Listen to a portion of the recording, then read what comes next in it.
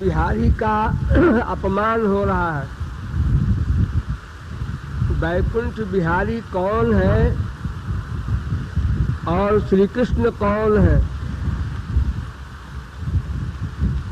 कहीं ऐसा भ्रम न हो जाए, इसलिए समझ लो।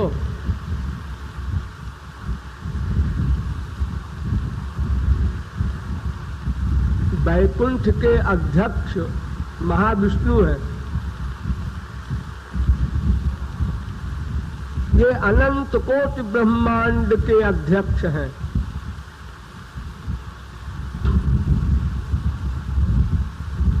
श्री कृष्ण के शरीर से श्री कृष्ण का ही दूसरा रूप प्रकट हुआ,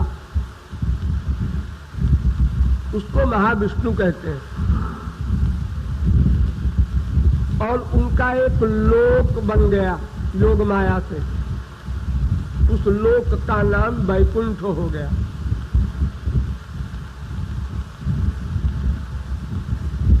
वैकुंठ के जो अध्यक्ष हैं उनकी लीला नहीं है कोई, और परिकर नहीं है। दो बात, कोई लीला वे नहीं किए, न करते हैं, न करेंगे। ऐश्वर्य का पराकाष्ठा का स्वरूप महाविष्णु का होता है।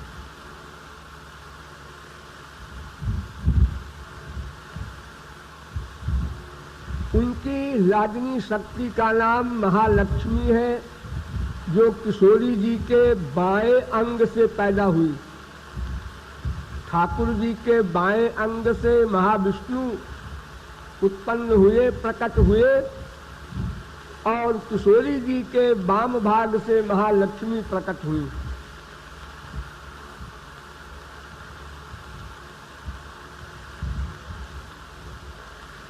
दोनों एक स्वरूप है। राधा ही महालक्ष्मी बनी, श्री कृष्ण ही महाविष्णु बने। लेकिन वो श्री कृष्ण का ऐश्वर्य का रूप है। एक बात, उनकी कोई लीला नहीं है। दो बात, और कोई परिकर नहीं है। जैसे ठाकुर जी की, किशोरी जी के सब सखा हैं, सखियां हैं, लीलाएं होती हैं परिकर के साथ, ललिता विशाखा।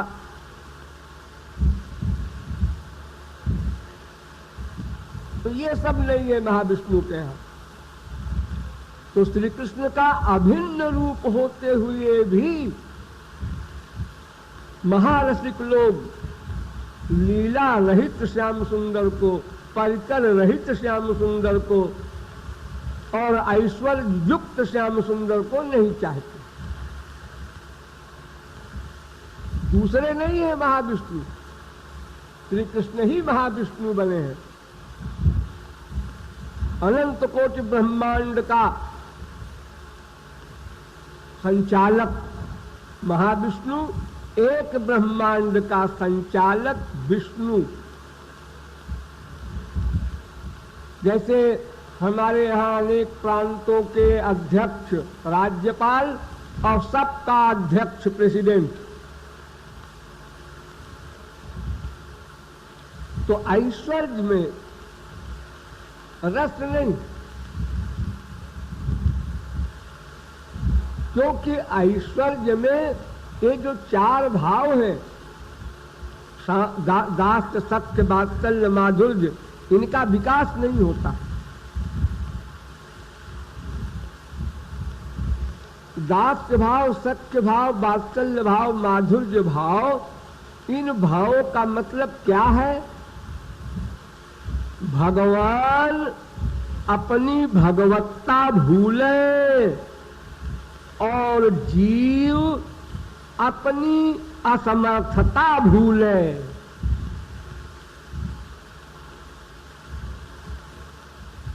संसार में जैसे किसी लड़की का किसी बड़े आदमी से प्यार हो जाता है तो वो खाली प्रियतम मानती है, वो कलेक्टर है, कमिश्नर है, गवर्नर है, ये सब नहीं सोचती।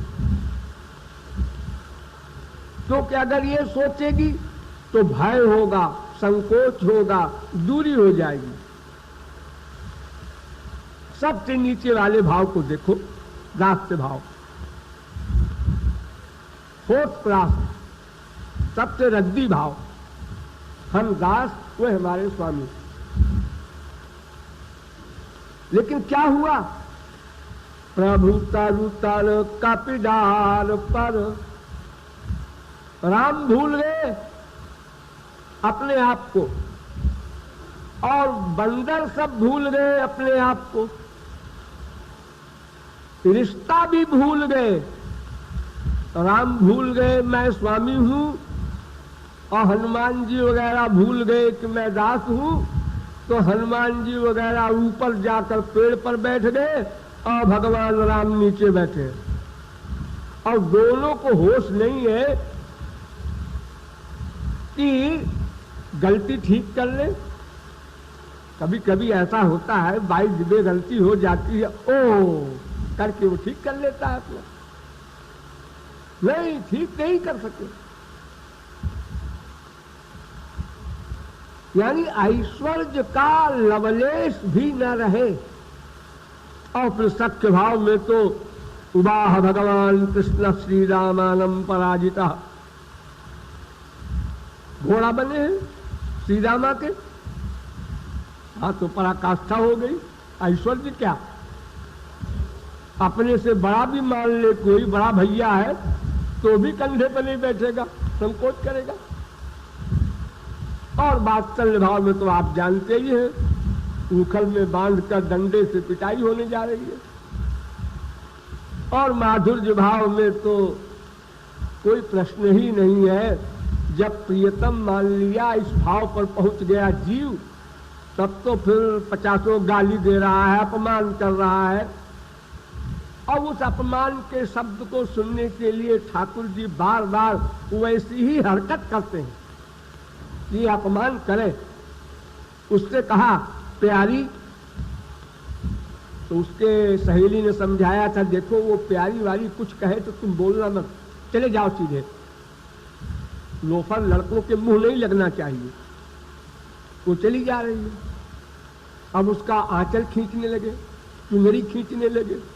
अब भी वो अपना चुनरी ठीक करके चली जा रही है। जब तक वो गाली न देगी तब तक हरकतें बढ़ती जाएंगी, ऐसे कक्षा बाई कक्षा। यानी भगवान अपनी भगवत्ता भूल गए, भूल गए। देखो इस शब्द पर ध्यान दो। ये मतलब नहीं है कि श्री कृष्ण को याद तो था कि मैं भगवान हूं, लेकिन भक्त के लिए ऐसा कर रहे थे। लो लो लो, सचमुच भूल गए। ये कैसे? भगवान में अज्ञान कैसे आ गया? वही योग माया से। योग माया की एक शाखा है, उसका नाम है मोहिनी शक्ति। तो मोहिनी शक्ति ने ठाकुर जी की ठाकुराई को, उनके ऐश्वर्य को भुला दिया।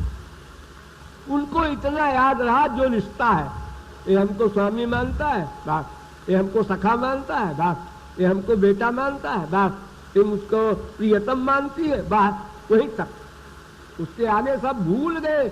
अगर भूल न जाए सचमुच तो फिर रस नहीं आएगा, एक्टिंग में रस नहीं हुआ करता। जैसे पिक्चर में आप देखते हैं ना, वहां एक्टिंग होती है। सबको पता है मैं 50 लाख का आदमी हूं, हीरो समझ रहा है, लेकिन भिखारी की एक्टिंग कर रहा है। भीतर से उसको फीलिंग है, अरे तो ऐसे ही रुपया कमाने के लिए है, मेरे तो हम पाला गाड़ी खड़ी है। ऐसा नहीं हुआ। भगवान की ऐश्वर्य शक्ति पर माधुर्य शक्ति का अधिकार हो गया।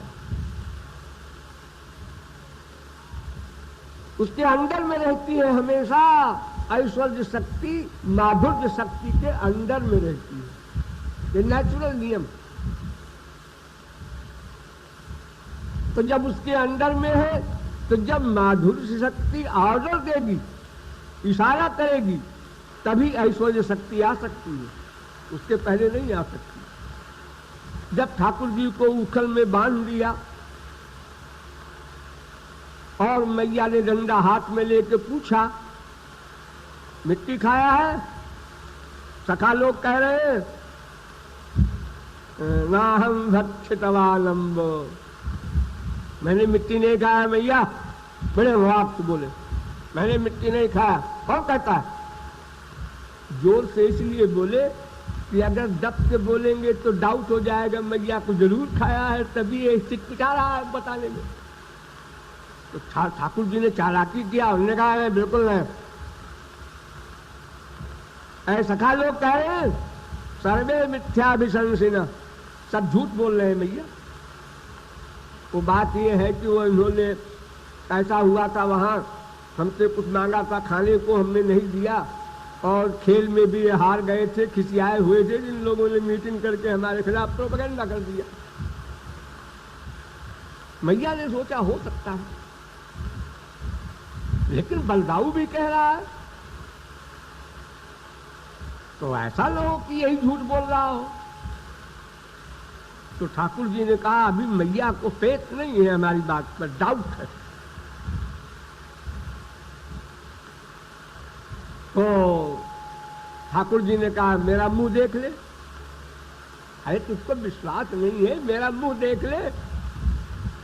तो ठाकुर जी के ये कहने का मतलब ये था कि आप तो मैया को पक्का विश्वास हो जाएगा कि अगर मिट्टी खाए होता तो इतने जोर से कैसे कहता मेरा मुंह देख ले।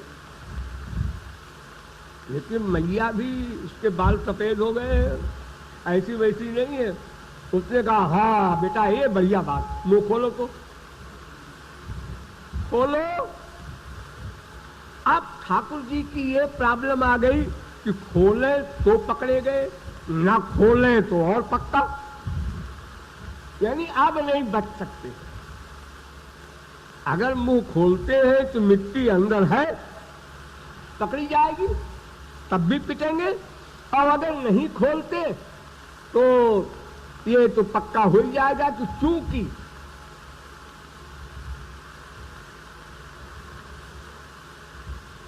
ये किसने माला पहना है भाई इतनी खतरनाक?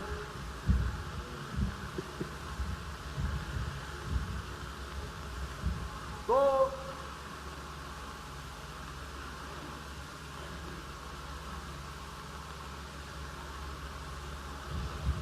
ठाकुर जी का मुंह डर के मारे खुल गया, खोला नहीं कि खोलूं तो पिटूं, न खोलूं तो पिटूं, क्या करूं क्या करूं क्या करूं क्या करूं के खुल गया, अपने आप खुल गया। और ठाकुर जी ने आंख बंद कर लिया कि अब तो पिटना ही है, कितने जोर से कितना डंडा पड़े किधर पड़े क्या पता, आंख बंद कर लो तो जो होगा भोगेंगे। अब माधुर्य शक्ति ने इशारा किया ऐश्वर्य शक्ति को, वो बेचारी परख रही थी सेवा के लिए, और वृंदावन में उसको बेचारी को सेवा नहीं मिली, कोई पूछे ही नहीं ऐश्वर्य को। अब उसको चांस मिल गया, सच आई और भगवान के छोटे से मुख में अनंत कोटि ब्रह्मांड दिखाया मैया को, वगैरह वगैरह सब कुछ हुआ। तो ऐश्वर्य शक्ति रहती तो सदा है माधुर्य शक्ति के पास, लेकिन प्रकट नहीं होती, वो आज्ञा की प्रतीक्षा करती रहती है, चोरी चोरी सेवा करती है, ये सेंस है। जैसे कोई गुरु शिष्य को दंड दे दे, निकाल दे, साल 2 साल को सत्संग से कोई दंड दे दे, तो जो सच्चा शिष्य होगा वो चोरी चोरी सेवा करेगा, सेवा करेगा, बिना सेवा की चैन नहीं पड़ेगी। तो ऐश्वर्य शक्ति आती है, कई स्थानों पर आकर के तमाम राक्षसों को मारने में भी आई थी। दावानल पान किया, कालिया नाग का, किसी का विष का असर नहीं हुआ, इस सब में वो शक्ति आई थी, लेकिन चोरी चोरी आई थी। तो माधुर्य में ही रस है, ऐश्वर्य में रस नहीं होता, इसलिए रसिक लोग कहते हैं तो भाई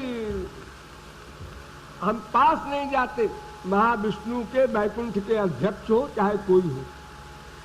अरे हम तो मथुराधीश के पास भी नहीं जाते और एक कदम आगे द्वारिकाधीश के पास भी नहीं जाते। हमको तो केवल वृंदावन बिहारी से मतलब है, और मथुरा वाले द्वारिका वाले भी आ जाए तो भी हमारी रुचि नहीं होगी, क्योंकि उन दोनों में ऐश्वर्य का मिक्सचर है। ध्यान दो, केवल ऐश्वर्य वैकुंठ का, ऐश्वर्य 3/4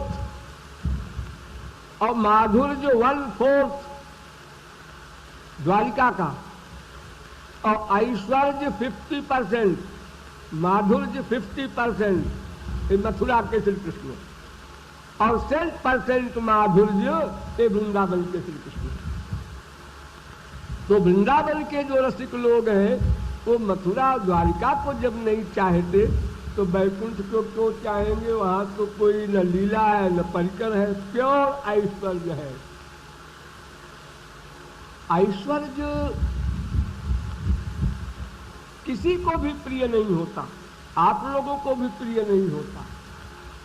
अगर किसी की स्त्री ऐश्वर्य से युक्त पति को देखे, उसका पति एसपी है, डीआईजी है, तमाम बिल्ले उल्ले लगा के और हाथ से चलता है अकड़ के, उसका बच्चा भी उसको नहीं चाहता। जब घर में आके अपना वर्दी उतार के लुंगी पहन के बच्चे को चिपटाता है, माँ को प्यार करता है, बीवी को प्यार करता है, तो सब लोगों को अच्छा लगता है। उसी प्रकार माधुर्य भाव के उपासक ऐश्वर्य का अपमान करते हैं, भगवान का अपमान नहीं है, ये मैं कहना चाहता हूँ। ये मत सोचिएगा कि महाविष्णु को यारे गहरे नत्थु कह रहे हैं। अरे वही श्री कृष्ण ही महाविष्णु है, लेकिन उनका ऐश्वर्य का रूप है, उसमें हमको रस नहीं मिलेगा, इसलिए उसके पास हम नहीं जाना चाहते, ये भाव है।